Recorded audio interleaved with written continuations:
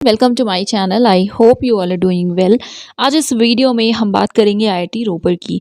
Indian Institute of Technology Ropar की तरफ से भी इनवाइट किए गए हैं एप्लीकेशंस फॉर पीएचडी एंड उसी को हम इस वीडियो में डिस्कस करेंगे।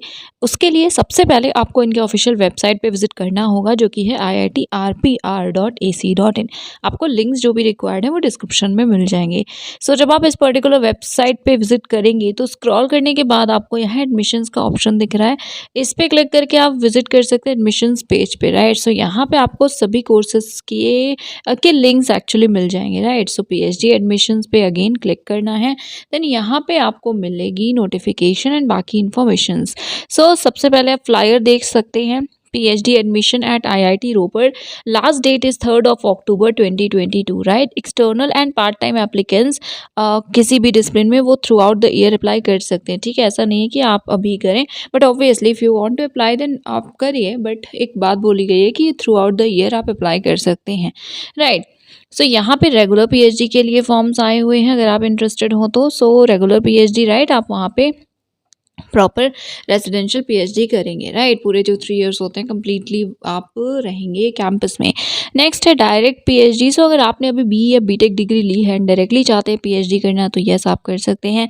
एक्सटर्नल इज अगर आप कहीं साइंटिस्ट हैं, कहीं एम्प्लॉयड इंडस्ट्री में, लैब्स वगैरह में, और आप पीएचडी करना चाहते हैं तो आप वो भी कर सकते हैं। आप अपना वर्क करते रहेंगे ऑर्गेनाइजेशन में, बट आप पीएचडी में भी एनरोल्ड होंगे। बेसिकली आपको कोर्स वर्क इंपॉर्टेंट मैंडेटरी होता है वहाँ से करना, उसके बाद आप अपने ऑर्गेनाइजेशन में रहकर भी अपनी पीएचडी कंप्लीट कर सकते हैं। देन पार्ट टाइम पीएचडी है, वर्किंग है, आप हो तो वर्क के साथ कर सकते हैं। नेक्स्ट पीएचडी में सेलेक्ट होने के बाद आप पीएमआरएफ के लिए एलिजिबल हो जाते हैं, ठीक है। आईआईटीज में है पीएमआरएफ के लिए, आप अप्लाई कर सकते हैं। एनीवे यहाँ पे बेसिक क्राइटेरिया लिखा हुआ है, बैचलर्स या मास्टर्स है तो आप एलिजिबल हैं। डिपार्टमेंट्स की बात कर लेते हैं। First of all biomedical engineering, then chemical engineering, civil engineering, computer science and engineering, electrical engineering, then mechanical, metallurgical and materials engineering, then chemistry, maths and physics and HSS भी है, ठीक है। अब क्या क्राइटेरिया है कि सब्जेक्ट का and area क्या अवेलेबल है, वो आई एम होपफुल कि हमें इन्फॉर्मेशन मिलेगी। बाकी आप यहाँ वेबसाइट विजिट कर सकते हैं, लिंक डिस्क्रिप्शन में आपको मिल जाएगा। नेक्स्ट यहाँ पे आपको सारे ऑप्शंस दिख रहे हैं, ठीक है। एडमिशन ब्रोशर पे क्लिक करने पे आई गेस यही जो फ्लायर है वही ओपन हो रहा है, ठीक है। इसके अलावा यहाँ पे नेक्स्ट है पीएचडी रेगुलर, तो हम ओपन करेंगे। Then external direct part time को भी हम ओपन करेंगे, बट बहुत ही ब्रीफली डिस्कस करेंगे, राइट। अगर आप इनमें से किसी भी कैटेगरी के, जैसे आप डायरेक्ट के हैं तो इसलिए आप पीएचडी, तो आप पीएचडी डायरेक्ट की जो इन्फॉर्मेशन है उन्हें बहुत ही अच्छे से पढ़िएगा, ठीक है। आफ्टर दैट यहाँ पे है प्रोजेक्ट स्टाफ के लिए PhD, then part time PhD staff member जो है आईआईटी रोपर के, उनके लिए। लास्ट है हाउ टू अप्लाई का ऑप्शन, तो एक बार मैं सबसे पहले इसी को ओपन करना चाहूँगी। हाउ टू अप्लाई में यहाँ स्टेप्स हैं, आपको यहाँ से आईडी मिल जाएगी, ठीक है। आई मीन वेबसाइट का पोर्टल या यूआरएल मिल जाएगा बेसिकली, तो इससे आप पोर्टल पे विजिट कर सकते हैं। न्यू अकाउंट क्रिएट करेंगे एंड उसके बाद अकॉर्डिंगली यहाँ पे स्टेप्स भी बताए गए, तो आप उसे फॉलो करिएगा, कोई भी इशू नहीं होगी, राइट। देन यहाँ पे नेक्स्ट वही पॉइंट्स है कि आप जो भी डॉक्यूमेंट को अपलोड करेंगे, ये इंपॉर्टेंट है, तो उसे आप यूनिक नेम देंगे। बेसिकली आपका first name, then underscore, last 5 digits आपके फ़ोन नंबर, मोबाइल नंबर के होंगे, राइट। .pdf, ठीक है, इसी फॉर्मेट में और इसी नेम के साथ आप उसे अपलोड करेंगे। कोई भी क्वेरी है तो आप इस इस ईमेल आईडी पे मेल कर सकते हैं।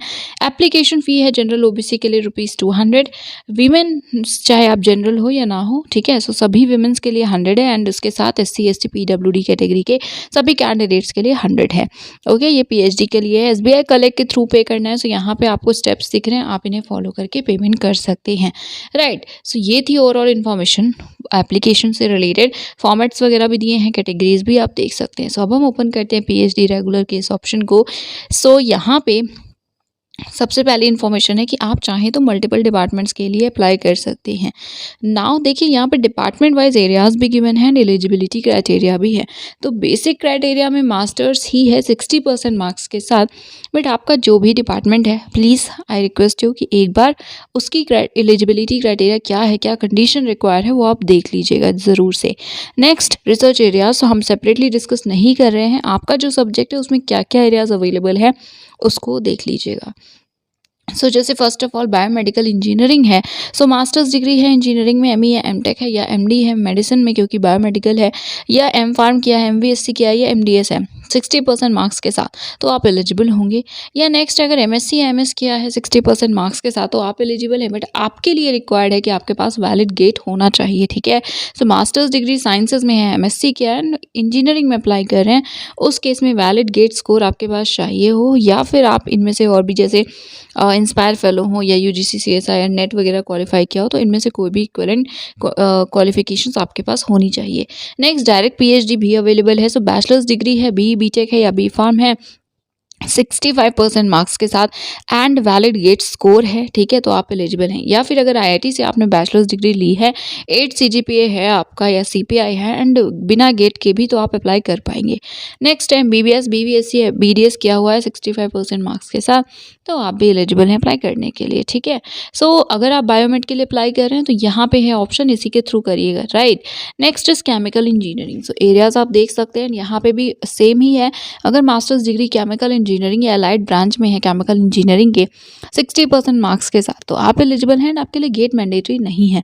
बट अगर मास्टर्स ऑफ साइंस हैं आप, ठीक है, एमएससी वगैरह किया है, आप केमिकल इंजीनियरिंग के लिए अप्लाई कर रहे हैं, तो रिक्वायर्ड है गेट भी या नेट वगैरह होना चाहिए और आपका मास्टर्स 8 सीजीपीए के साथ होना चाहिए, ठीक है, तो या इक्विवेलेंट जो भी इसका परसेंटेज हो। आफ्टर दैट यहाँ पे डायरेक्ट पीएचडी के लिए भी जो भी गाइडलाइंस है वो देख सकते हैं, एंड बाकी यहाँ पे जो और पॉइंट्स हैं इन्हें भी देख लीजिएगा। सिमिलरली सिविल के लिए है, सो बैचलर्स डिग्री है सिविल में, साथ में मास्टर्स डिग्री है आपके अप्रोप्रिएट एरिया में, तो आप एलिजिबल हैं अप्लाई करने के लिए, ठीक है। यहाँ पे देखिए वैसे मार्क्स का कोई भी क्राइटेरिया मेंशन नहीं किया गया है। Next is CSC. So please आपका जो भी एरिया हो चेक कर लीजिए। अब हम एक बार एक साइंस डिपार्टमेंट को के क्राइटेरिया को देखेंगे। सो पीएचडी इन साइंसेस, जैसे केमिस्ट्री है, रिसर्च एरियाज यहाँ पे गिवन है। सो मास्टर्स या इक्विवेलेंट डिग्री है केमिस्ट्री, बायोकेमिस्ट्री, मटेरियल साइंस या इनमें से किसी भी फील्ड में सब्जेक्ट में first class that is 60% marks के साथ, तो आप एलिजिबल हैं अप्लाई करने के लिए।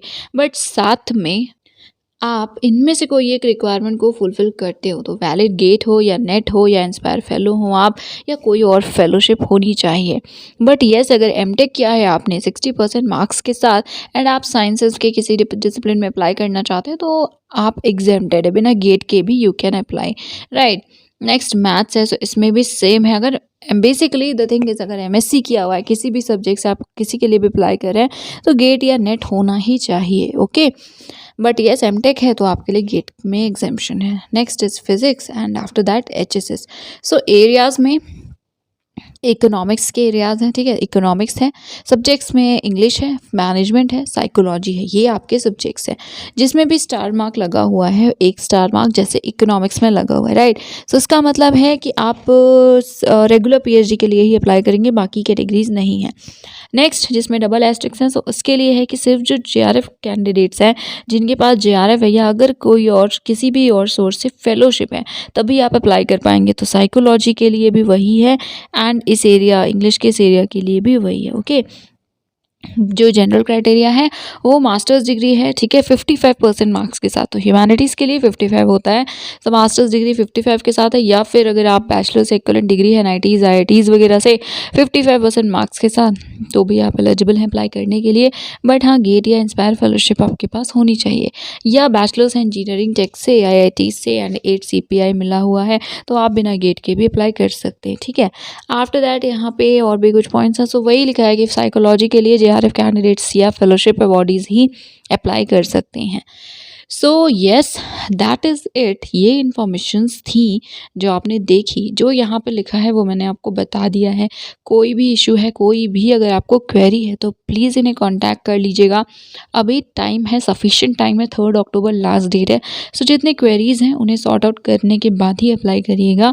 बाकी जैसे एक्सटर्नल है, सो आप एक्सटर्नल पे क्लिक करेंगे तो यहाँ पे पीएचडी एक्सटर्नल के रिक्वायरमेंट्स वगैरह क्या हैं वो आप देख पाएंगे, एंड किस सब्जेक्ट के लिए आप अप्लाई कर सकते हैं वो भी यहाँ से आप देख सकते हैं, ठीक है। सो येस, इसको चेक कर लीजिएगा एंड दैट इज़ इट। देखिए यहाँ पे और कोई स्पेसिफिक इन्फॉर्मेशन तो प्रोवाइड की नहीं गई है, and I will show you कि ब्रोशर पे क्लिक करेंगे तो यही सेम जो फ्लायर है वो ओपन हो रहा है, right. So yes guys, that is it for today. अगर अभी तक चैनल को सब्सक्राइब नहीं किया है तो do subscribe the channel, and yes, thank you so much for watching.